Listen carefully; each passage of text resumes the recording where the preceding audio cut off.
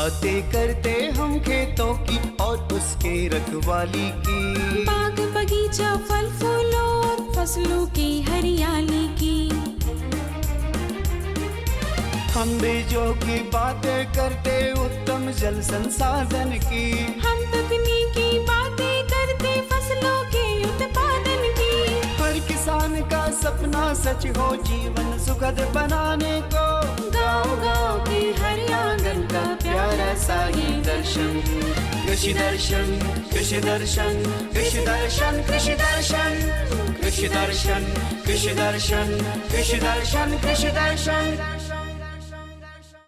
खेतों की रखवाली करता कहलाता वो अन्न का दाता, धूप छांव हो या हो बारिश इसको कोई रोक ना पाता। नमस्कार, कार्यक्रम कृषि दर्शन में सभी किसान भाई बहनों का स्वागत है। किसान भाइयों, आज हम बात करेंगे पिछात चने की फसल के बारे में और बछड़ों की देखभाल के बारे में, लेकिन सबसे पहले देख लेते हैं कृषि समाचार। नमस्कार, कृषि समाचार में आपका स्वागत है। मैं हूं सोफिया अहमद। आइए देखते हैं आज कृषि समाचार में क्या है खास। अम्लीय मिट्टी में पैदावार और उर्वरकों की क्षमता बढ़ाने के लिए चूने का करें प्रयोग। रबी फसल के लिए किसानों को अनुदान पर मिलेगा बीज। पिचात फूलगोभी की खेती के लिए अनुशंसित प्रभेद में लगाए स्नोबॉल 16। अब समाचार विस्तार से। अम्लीय मिट्टी में पैदावार और उर्वरकों की क्षमता बढ़ाने के लिए मिट्टी की अम्लीयता का सुधार चूना तत्व डालकर करें। जिस खेत की मिट्टी का पीएच मान 5.5 से कम हो, ऐसी मिट्टी में खासकर दलहनी, तेलहनी फसलों में चूना जैसे बेसिक स्लैग का प्रयोग जरूरी है। कृषि विभाग ने गत वर्ग से अधिक खेतों में रबी की फसल लगाने का लक्ष्य रखा है। इस बार करीब 12.51 लाख हेक्टेयर में रबी फसल लगाए जाएंगे। राज्य सरकार ने लक्ष्य तय कर जिलों को भेज दिया है। साथ ही जरूरी बीज भी संबंधित जिलों को भेज दिए गए हैं।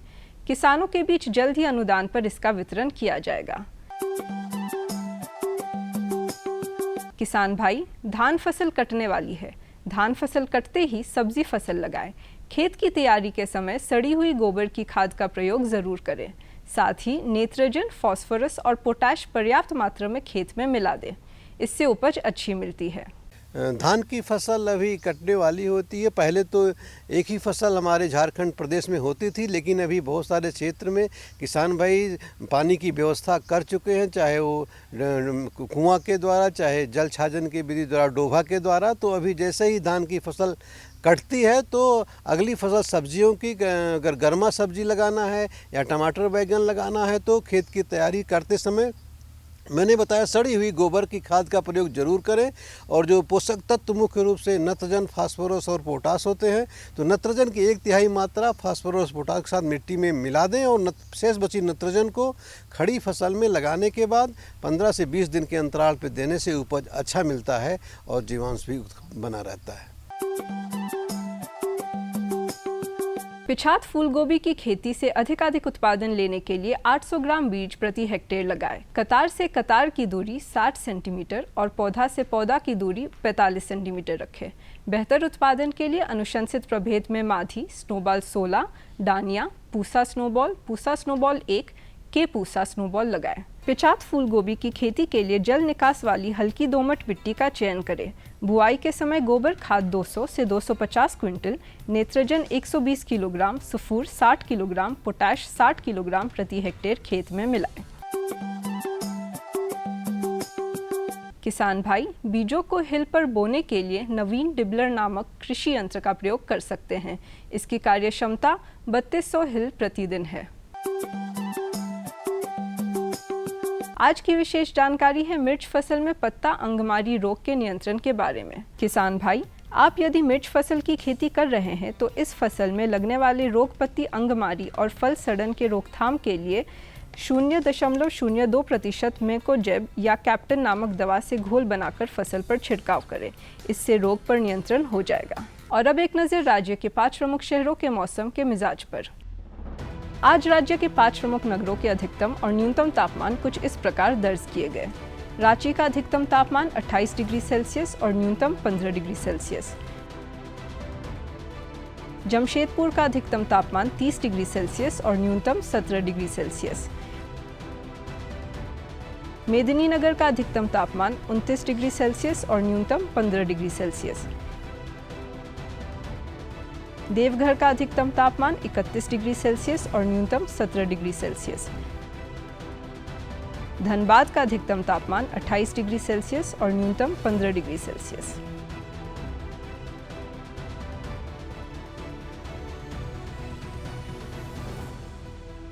कृषि समाचार में आज इतना ही। अगले दिन अगले अंक में फिर मुलाकात होगी कुछ ताज़ा तरीन खबरों के साथ। तब तक के लिए दीजिए इजाज़त। नमस्कार, जोहार। किसान भाइयों, चने की खेती आप कर रहे हैं, लेकिन पिछात चने की खेती अगर करने वाले किसान इंतज़ार में हैं तो उनके लिए ये फीचर बहुत ही लाभदायक है। चलिए, पिछात खेती के लिए कौन से प्रभेद का चयन करना चाहिए, इसका सही वक्त क्या है, फीचर के माध्यम से हम आपको पूरी जानकारी देंगे। तो चलिए ले लेते हैं इसकी जानकारी। रबी मौसम में कई दलहनी फसलों की खेती की जाती है। इनमें से एक है चना।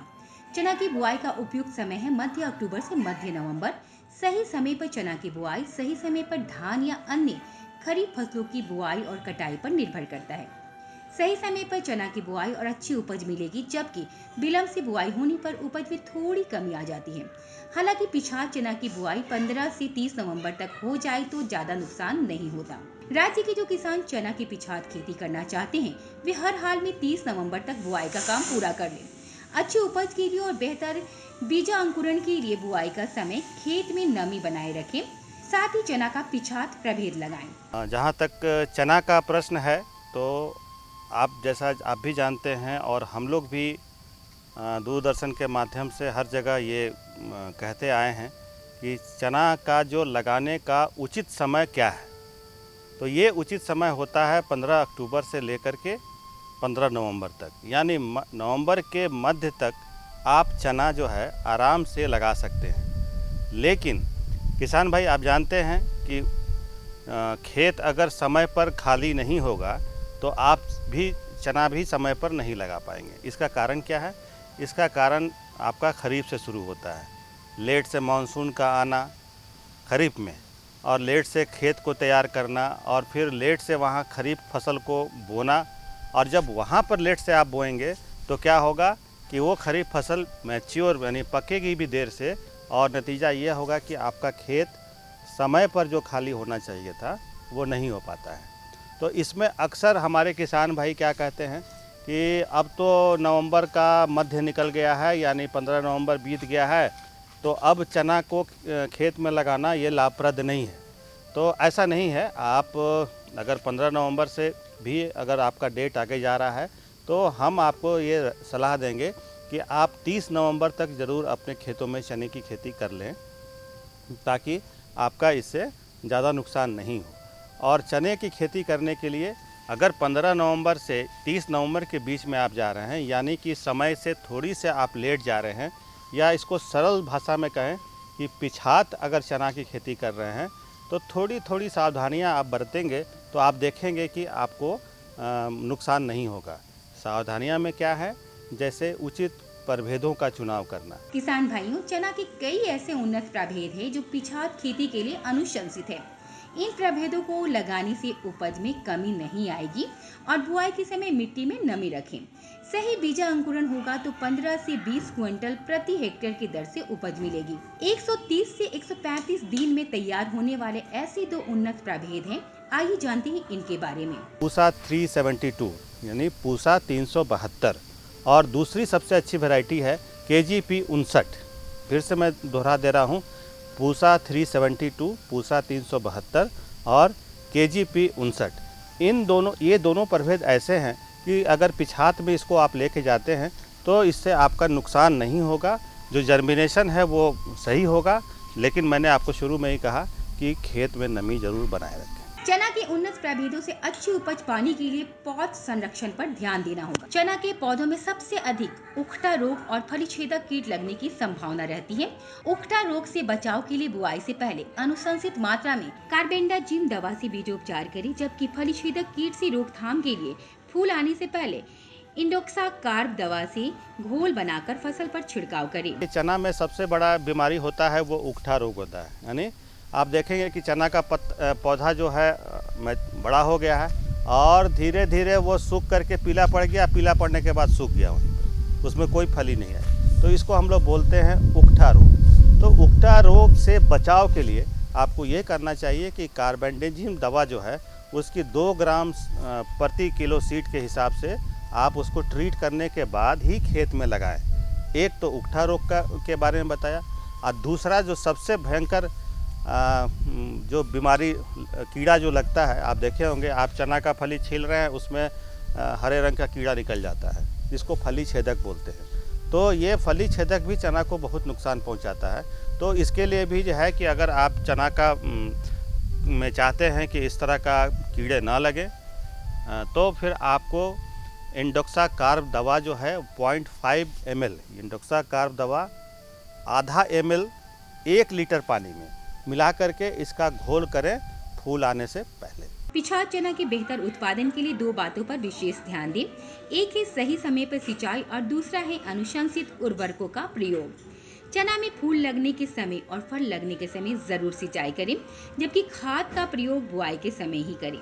बुआई के समय अनुशंसित मात्रा में नेत्रजन, फास्फोरस, म्यूरेट ऑफ पोटास और सल्फर दें। चना में पानी के हिसाब से 2 बहुत महत्वपूर्ण स्टेज होते हैं, जिसमें अगर चना में उस समय पानी नहीं दिया जाए तो आपको भयंकर नुकसान हो सकता है। एक तो है कि जो मैंने कहा कि जर्मिनेशन के टाइम में, यानी अंकुरण के टाइम में आपको खेत में सुनिश्चित करना चाहिए कि नमी रहे। ये क्यों मैं कह रहा हूँ?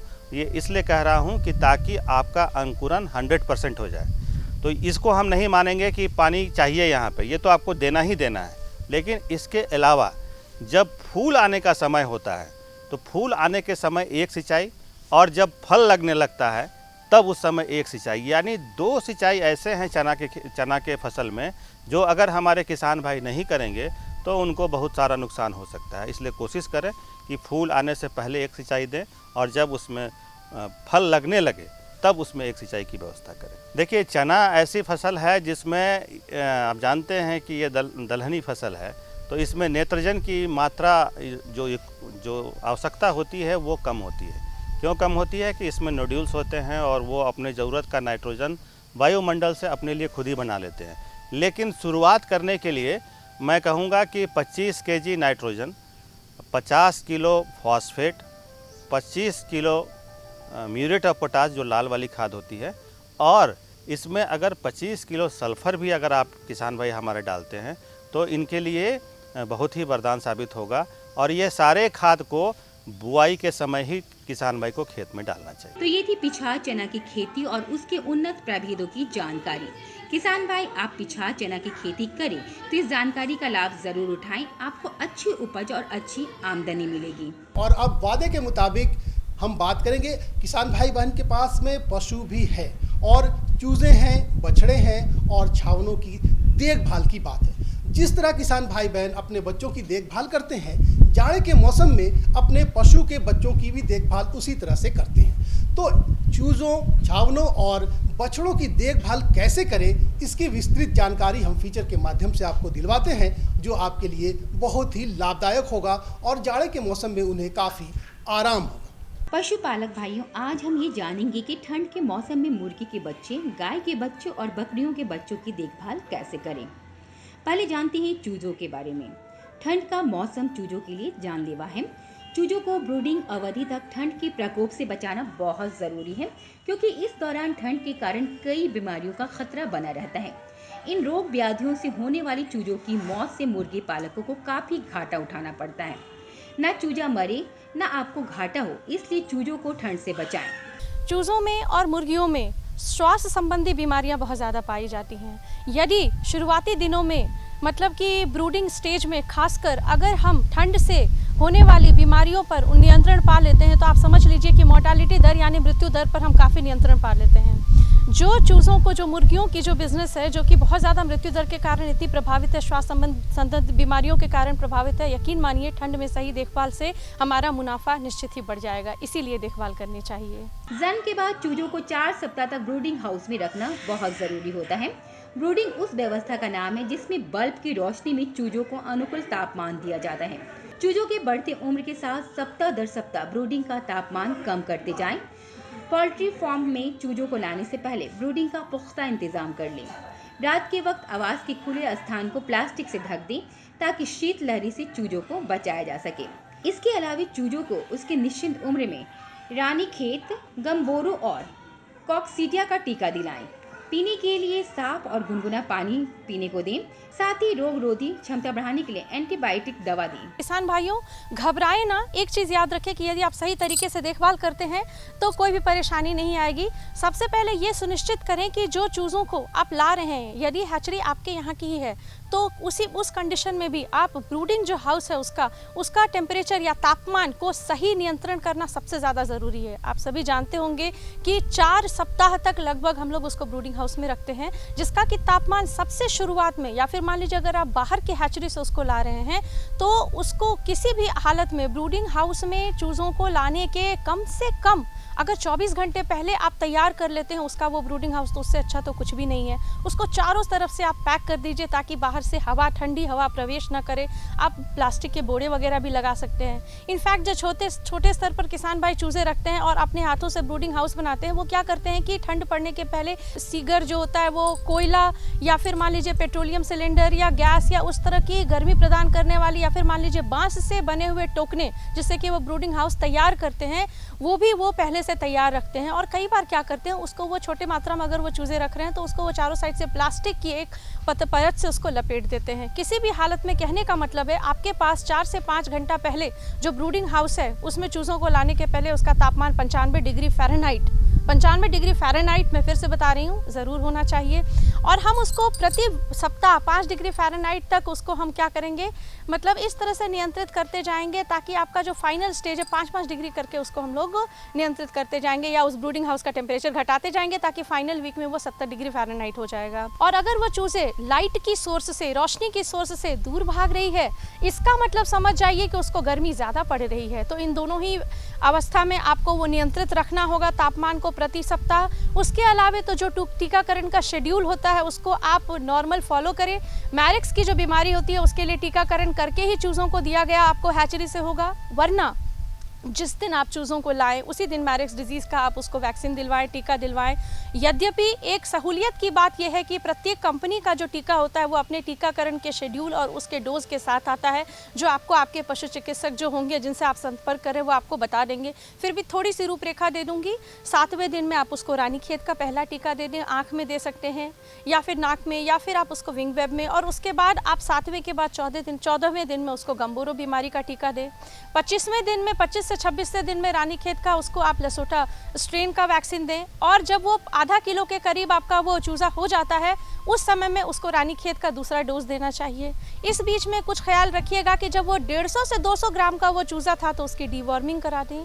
और उसके बाद उसको कॉक्सीडियोस्टैट जो है, जिस समय में रानीखेत का मैंने बताया दूसरा डोज दे रहे हैं वैक्सीन का आधा किलो के समय में, उस समय में उसको कॉक्सीडियोस्टैट, कॉक्सीडिया से बहुत मृत्यु होती है, आप लोगों को पता है और ये नाम मुझे अच्छी तरह से पता है कि आप सभी किसान भाई इससे अवगत होंगे। उसके अलावा और जो बातें हैं वो याद रखिएगा कि उसको साफ पानी सुनिश्चित करें। और चूंकि ठंड के मौसम में सेकेंडरी बैक्टीरियल इन्फेक्शन यानी कि रोग प्रतिरोधक क्षमता कम होने की वजह से बीमारी होने का डर रहता है, इसीलिए आप हल्का जो होता है एंटीबायोटिक उसको जैसे एमॉक्सिसिलिन वगैरह बहुत ही कम डोज में 1 लीटर पानी में मिलाकर दे सकते हैं, जो दिन भर में वो एडलिप अपनी मर्जी से वो पिएगा। ये तो रही कुछ ये। और हाँ, एक छोटी सी टिप याद रखिएगा कि जो वो अंडे देती है मुर्गी, ज़्यादा ठंड के समय में कोशिश करिए कि यदि आपके पास वो सुविधा है तो वो सुबह अंडे दे, रात जो जाते जाते, क्योंकि ठंड वाली जगह पे ठंड बहुत ज़्यादा पड़ने लगती है। और 4 सप्ताह के बाद आप उसे ब्रूडिंग हाउस से बाहर उसको शिफ्ट कर सकते हैं। गाय के बछड़ों को ठंड लग जाए तो न सिर्फ उसकी तबीयत खराब होती है बल्कि उसका शारीरिक विकास भी मंद पड़ जाता है। ऐसा इसलिए क्योंकि बछड़ों के शरीर में वसा की मात्रा बहुत कम होती है और वसा भी शारीरिक विकास में उतना ही जरूरी है जितना कि अन्य पोषक तत्व है। वसा से शरीर को ऊष्मा मिलती है। ठंड लगने पर अनुकूल गर्मी प्राप्त करने के लिए बछड़ों का शरीर अधिक मात्रा में वसा का अवशोषण करता है। इससे वसा की मात्रा और भी घट जाती है। बछड़ों को इस समस्या से बचाने के लिए उनका ऐसा आवास प्रबंधन करें कि उन्हें अनुकूल गर्मी मिल सके। जो बछड़े होते हैं उनके शरीर में उनके वजन का लगभग 4 से 5% ही वसा यानी कि फैट होता है। याद रखें कि अगर उसे हम गर्म जगह नहीं देंगे या ठंड में ज़्यादा गर्मी वाली जगह नहीं देंगे तो ये याद रखिएगा कि फिर उसके शरीर का वसा जो है उसको वो बर्न करेगा या उसको वो जलाएगा अपनी गर्मी को प्राप्त करने के लिए। और अगर ऐसा होगा तो उसका विकास दर जो है वो हैम्पर होगा, उसमें ग्रोथ हैम्पर, क्योंकि उसके शरीर में सिर्फ 3 से 4% तक वसा होती है। इसका मतलब ये कतई नहीं कि उसे खुश होकर उसे ज़्यादा वसा युक्त भोजन दे। ऐसा करेंगे तो फिर वो प्री स्टार्टर राशन आपका वो सही से या स्टार्टर राशन नहीं लेगा। तो दूसरी बात जो ख्याल रखने लायक है, तो उसको गर्मी कैसे प्रदान करें।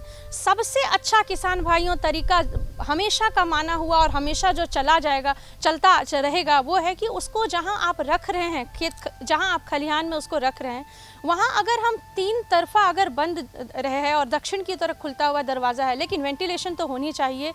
उसको आप तापमान नियंत्रित करने के लिए सबसे अच्छा है कि उसको आप बेडिंग मटेरियल, मतलब जिस पर वो सोएगा या रात में खास करके लिए, उसको आप पुआल की अच्छी खासी उसको विश्राम करने लायक जगह उसको दीजिए।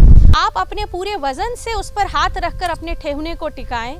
यदि आपके ठेहुने पर, वस्त्र पर या पैंट जो भी आपने पहनी हुई है उस पर अगर नमी लगती है तो ये इंगित करता है कि आपके पुआल में नमी ज़्यादा है, 20% से ज़्यादा है, जिससे आपके बछड़े को बीमारी हो सकती है।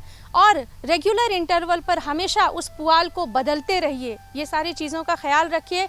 और एक और चीज़ है कि अगर तापमान काफ़ी कम है तो अगर वो बछड़ा गाय का दूध पी रहा है तो उसको एक बार, उसको जो दूध पिलाने की मात्रा है वो एक बार और बढ़ा दीजिए। जैसे यदि नॉर्मल कंडीशन में 2 बार पिलाते हैं तो उसको 3 बार पिलाइए। एक बार में ही उसे ज़्यादा करके सॉलिड ना दें, क्योंकि अगर 18% से ज़्यादा उसको सॉलिड मिल जाएगी तो उसका पेट खराब बछड़े का हो सकता है।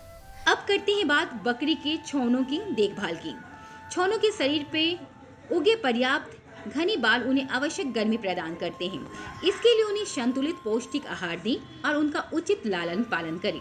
आवास में बकरियों को झुंड में रखें। शरीर को अधिक ऊर्जा वाला हरा चारा दें। साथ ही छौनों को बैठने के लिए फर्श पर पुआल बिछा दें और पीने के लिए सुसुम पानी दें। ठंड बढ़ जाए तो आवास में अलाव की भी व्यवस्था करें। बकरियों के साथ एक बात अच्छी ये होती है कि अगर आपने उसका लालन पालन सही तरीके से किया तो उसके शरीर पर जो बालों की एक कोट होती है वो थोड़ा उसको मदद करती है। लेकिन फिर भी ठंड में कुछ बातों का ध्यान उनके लिए भी रखें कि खलिहान में पुआल की व्यवस्था करें या जहां उनको रख रहे हैं पुआल की व्यवस्था करें। बकरियों के लिए एक बहुत ही अच्छा चीज़ पाया गया है, आपके लिए ये बड़ा ही अच्छा टिप्स हो सकता है कि आप बकरियों को यदि झुंड में 2-3 के रखते हैं तो उससे उनको स्वतः ही थोड़ी सी गर्मी मिलती है। घास जो उनको देते हैं उसमें थोड़ा सा ऊर्जा वाले घास ज़्यादा दें, जैसे मिश्रित घास, अल्फा युक्त, इन सब से उनको थोड़ा सा गर्मी मिलती है।